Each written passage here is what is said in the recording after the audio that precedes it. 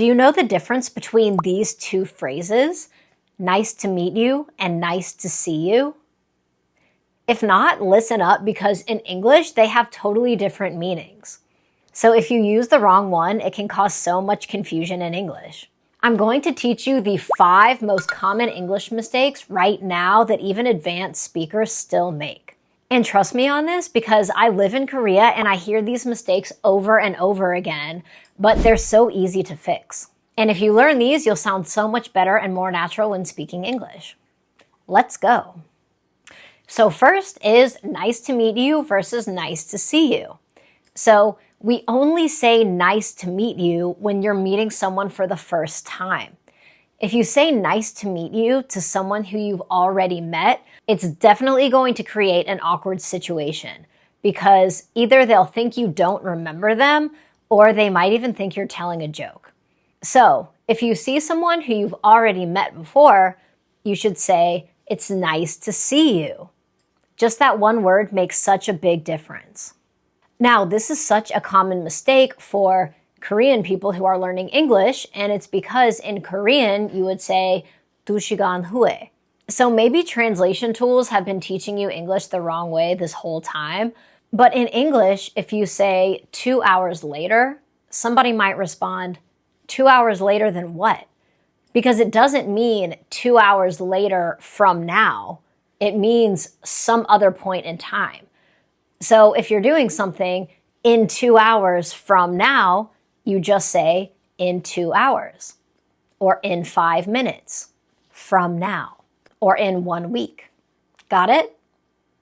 Next, number 3, and this is really more of a way to sound more natural in English than making an actual mistake, but it's using phrases that you've learned in textbooks that aren't usually said by native English speakers. So here are some examples.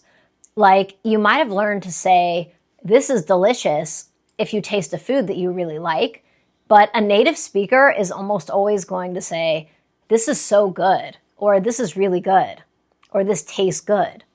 Another example is saying, I want to take a rest, when a native speaker will usually say, let's take a break, or I want to relax for a little bit.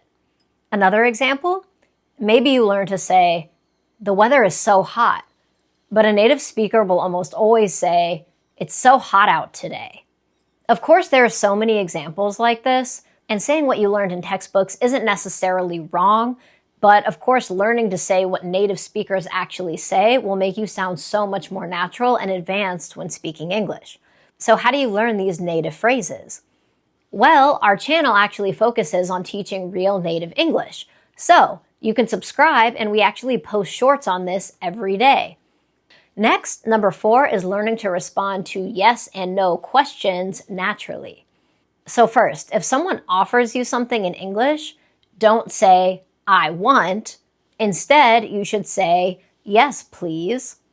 I want sounds very unnatural in English because it's not a full phrase. But if you say yes, please, it sounds formal, polite, and very advanced and natural.